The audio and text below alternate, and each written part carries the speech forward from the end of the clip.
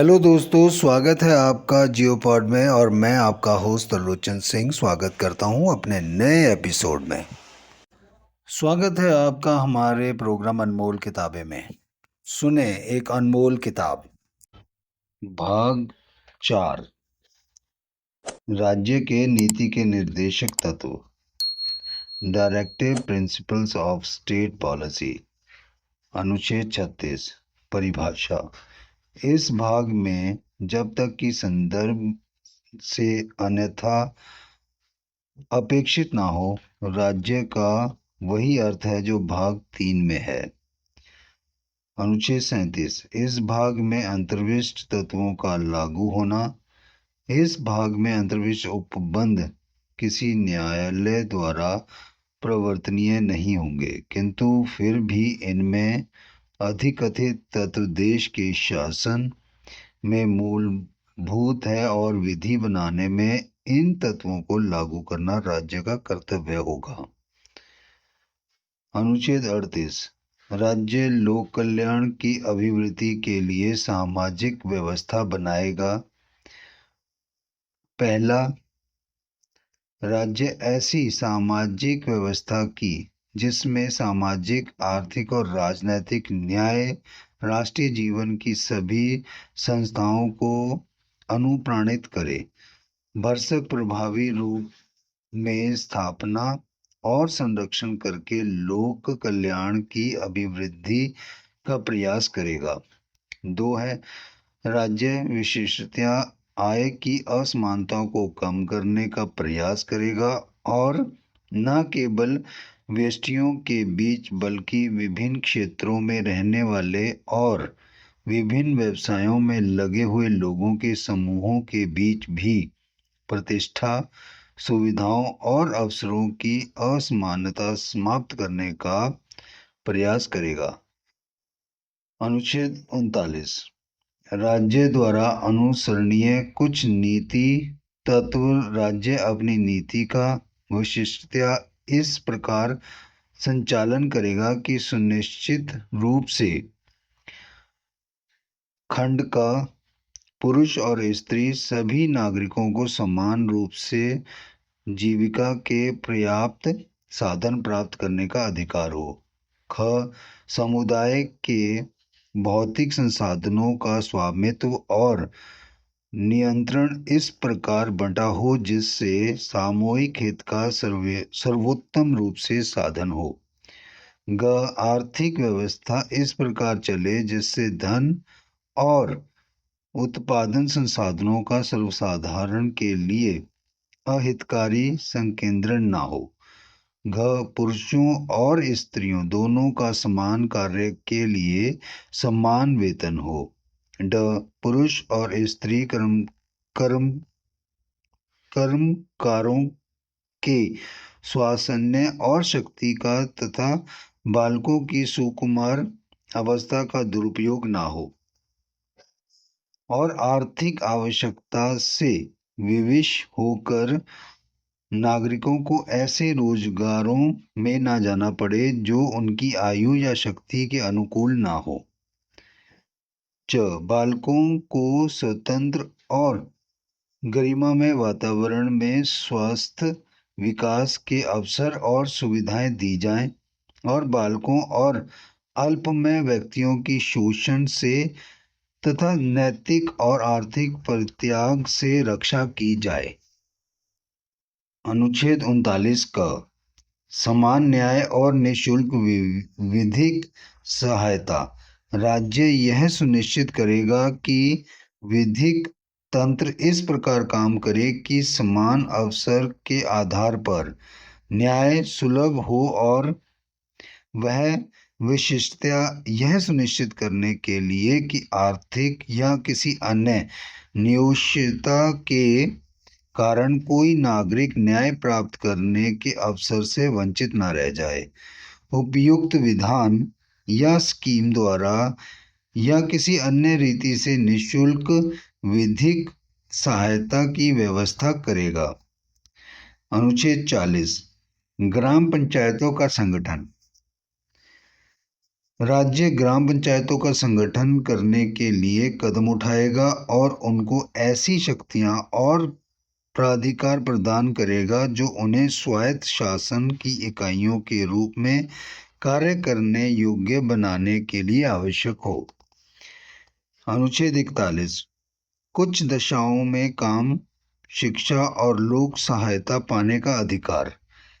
राज्य अपनी आर्थिक समन्वय और विकास की सीमाओं के भीतर काम पाने के, शिक्षा पाने के और बेकारी, बुढ़ापा, बीमारी और निःशक्तता तथा अन्य अनहर अभाव की दशाओं में लोक सहायता पाने के अधिकार को प्राप्त कराने का भी प्रभावी उपबंध करेगा।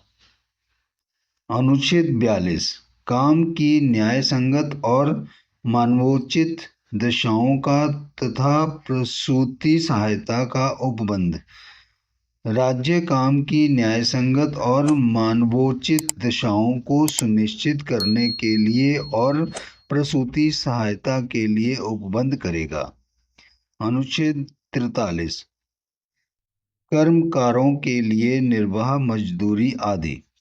राज्य उपयुक्त विधान या आर्थिक संगठन द्वारा या किसी अन्य रीति से कृषि के, उद्योग के या अन्य प्रकार के सभी कर्मकारों को काम, निर्वाह मजदूरी, शिष्ट जीवन स्तर और अवकाश का संपूर्ण उपभोग सुनिश्चित करने वाली काम की दशाएं तथा सामाजिक और सांस्कृतिक अवसर प्राप्त कराने का प्रयास करेगा और विशेषतया ग्रामों में कुटीर उद्योगों को वैयक्तिक या सहकारी आधार पर बढ़ाने का प्रयास करेगा। अनुच्छेद 43 का उद्योगों के प्रबंध में कर्मकारों का भाग लेना। राज्य किसी उद्योग में लगे हुए उपक्रमों, स्थापनों या अन्य संगठनों के प्रबंध में कर्मकारों का भाग लेना सुनिश्चित करने के लिए उपयुक्त विधान द्वारा या किसी अन्य रीति से कदम उठाएगा। अनुच्छेद 44। नागरिकों के लिए एक समान सिविल संहिता। राज्य भारत के समस्त राज्य क्षेत्र में नागरिकों के लिए एक समान सिविल संहिता प्राप्त कराने का प्रयास करेगा।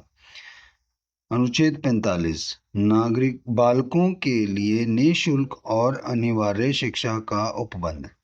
राज्य इस संविधान के प्रारंभ से 10 वर्ष की अवधि के भीतर सभी बालकों को 14 वर्ष की आयु पूरी करने तक निःशुल्क और अनिवार्य शिक्षा देने के लिए उपबंध करने का प्रयास करेगा। अनुच्छेद 46। अनुसूचित जातियों, अनुसूचित जनजातियों को अन्य दुर्बल वर्गों के शिक्षा और अर्थ संबंधी हितों की अभिवृद्धि। राज्य जनता के दुर्लभ वर्गों के विशिष्टतया अनुसूचित जातियों और अनुसूचित जनजातियों की शिक्षा और अर्थ संबंधी हितों की विशेष सावधानी से अभिवृद्धि करेगा और सामाजिक अन्याय और सभी प्रकार के शोषण से उसकी रक्षा करेगा। अनुच्छेद 47। पोषाहार स्तर और जीवन स्तर को ऊंचा करने तथा लोक स्वास्थ्य का सुधार करने का राज्य का कर्तव्य। राज्य अपने लोगों के पोषाहार स्तर और जीवन स्तर को ऊंचा करने और लोक स्वास्थ्य के सुधार को अपने प्राथमिक कर्तव्यों में मानेगा और राज्य विशेषतया मादक पेयों और स्वास्थ्य के लिए हानिकारक औषधियों के औषधीय प्रयोजनों से भिन्न उपभोग का प्रतिषेध करने का प्रयास करेगा। अनुच्छेद 48। कृषि और पशुपालन का संगठन। राज्य कृषि और पशुपालन को आधुनिक और वैज्ञानिक प्रणालियों से संगठित करने का प्रयास करेगा और विशेषतया गायों और बछड़ों तथा अन्य दुधारू और वाहक पशुओं की नस्लों के परिरक्षण और सुधार के लिए और उनके वध का प्रतिषेध करने के लिए कदम उठाएगा। अनुच्छेद 48 का पर्यावरण का संरक्षण तथा संवर्धन और वन तथा वन्य जीवों की रक्षा। राज्य देश के पर्यावरण के संरक्षण तथा संवर्धन का और वन तथा वन्य जीवों की रक्षा करने का प्रयास करेगा। अनुच्छेद 49 राष्ट्रीय महत्व के संस्मरणों, स्थानों और वस्तुओं का संरक्षण।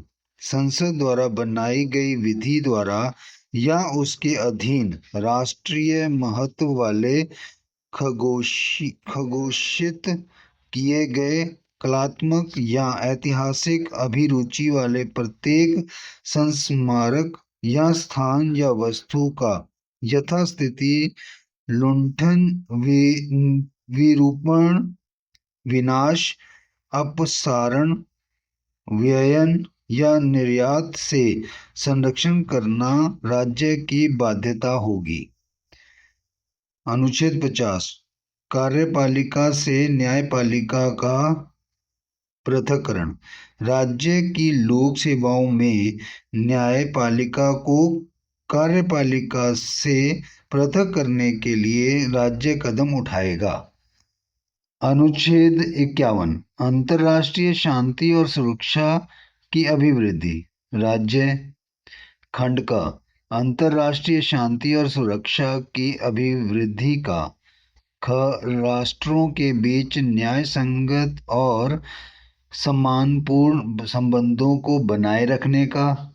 संगठित लोगों के एक दूसरे से व्यवहारों से में अंतर्राष्ट्रीय विधि और संधि बाध्यताओं के प्रति आदर बढ़ाने का। और अंतर्राष्ट्रीय विवादों के मध्यस्थम द्वारा निपटाने के लिए प्रोत्साहन देने का प्रयास करेगा।